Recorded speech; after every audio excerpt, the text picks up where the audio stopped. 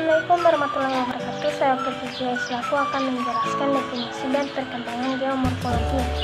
Geomorfologi adalah ilmu yang mempelajari tentang bentuk permukaan bumi dan perubahan-perubahan yang terjadi pada bumi itu sendiri. Geomorfologi biasanya diterjemahkan sebagai ilmu bentang alam. Mula-mula orang memakai kata fisiografi untuk ilmu yang mempelajari tentang ilmu bumi ini. Hal ini dibuktikan pada orang-orang di Eropa yang menyebut fisiografi sebagai ilmu yang mempelajari rangkuman tentang iklim, tentang meteorologi dan oceanografi dan juga geografi. Di Indonesia, beberapa ahli menyelidiki geomorfologi dapat dijumpai, terutama yang ditulis oleh ahli-ahli Belanda pada zaman sebelum perang. Sejarah perkembangan geomorfologi.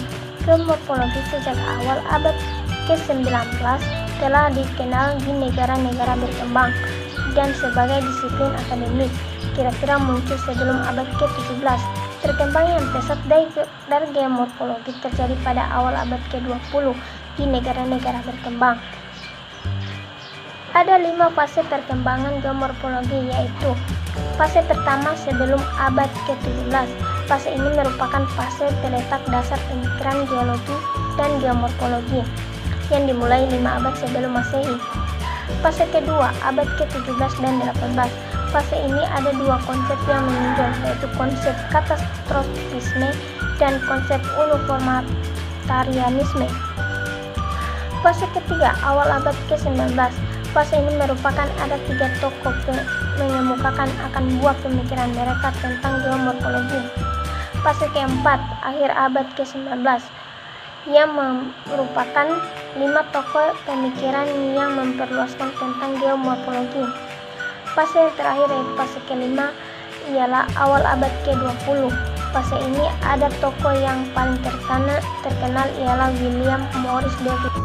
Pengetahuan ilmu geomorfologi dengan ilmu-ilmu lainnya dimulai dengan muncul ahli-ahli filsafat Yunani dan Italia.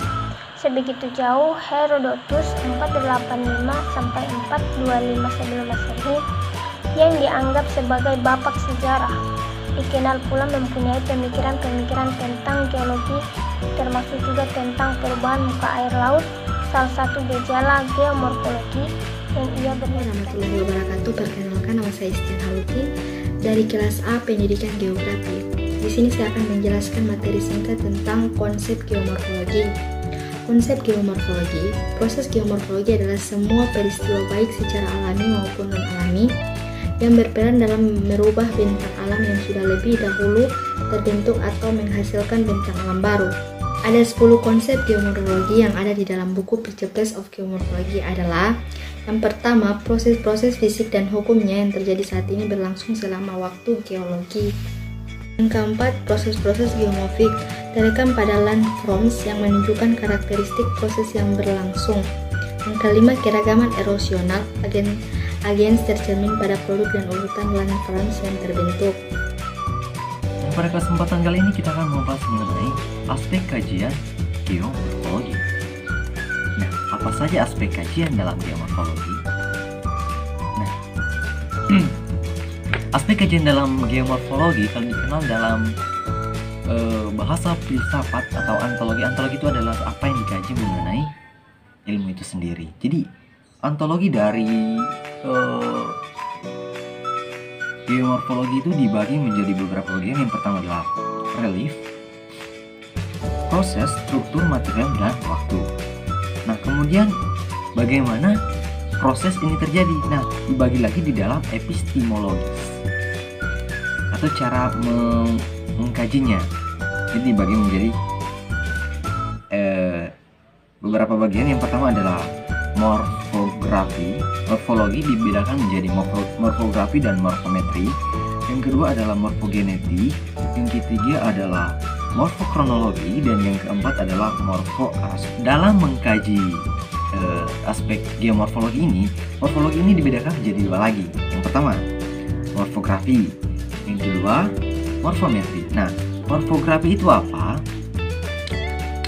Morfografi adalah cara kita mendeskripsikan bentuk permukaan lahan, baik dilihat dari citra satelit, dari aplikasi ini, Google Maps, biasanya juga dipakai Google Earth, ya itu sering. Nah, kemudian morfometri itu apa? Nah, morfometri ini tugasnya sama dengan morfografi, hanya saja pendeskripsiannya itu menggunakan pengukuran. Kemudian lanjut, yang kedua adalah morfogenetik. Nah, morfogenetik ini apa? Apa yang dikaji dalam morfogenetik? Nah, yang dikaji dalam morfogenetik adalah asal-usul perkembangan bentuk lahan.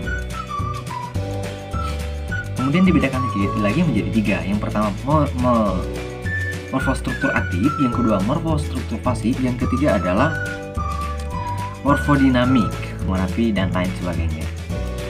Nah, kemudian yang ketiga kita masuk ke bagian morfokronologi. Nah, si morfokronologi ini adalah bagaimana kronologi suatu perubahan yang dibahas di sini. Jadi dia sangat berhubungan dengan waktu. Kayak macam apa ya? Kalau dalam penjelasan dari geomorfologi tugas 6, di sana bentuk pantai. Pertama, pantainya masih biasa-biasa saja, tebingnya masih curam, kemudian mulai terkikis oleh air, mulai kecuramannya itu mulai mengurang. Kemudian saking terkikisnya oleh air lagi, dia menjadi pantai yang rata. Seperti itu. Tapi dia menggunakan proses waktu yang cukup lama. Yang terakhir adalah morfoarrangement. Nah, si morfoarrangement ini adalah hubungan bentuk lahan yang satu dengan yang lainnya. Jadi hubungan bentuk lahan antara satu dengan yang lainnya kayak di sini kan sudah dijelaskan beberapa yang dikaji di sini. Jadi si morfoarrangement ini hubungannya antara dataran tinggi dan dataran rendah. Karena tidak mungkin memang manusia tinggal di tempat yang terlalu tinggi dan terlalu rendah. Seperti itu. Jadi hubungannya ini adalah timbal baliknya antara manusia dengan lingkungannya sendiri. Jadi kalau di dalam geografi itu disebut dengan ekologi.